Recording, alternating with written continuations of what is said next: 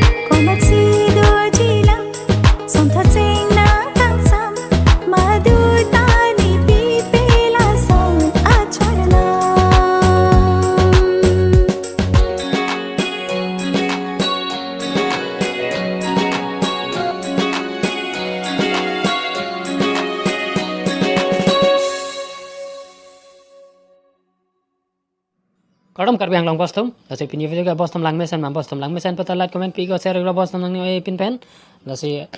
original video ka description long link pi pano bostom lang dam inoma original video bangke la si la cartoon dance video bostom la si pini video ka lan lo kang ton iglo bostom nani oi ri bostom la si pini video ka lan lo kang ton iglo kadam karbi ang lang bostom de ho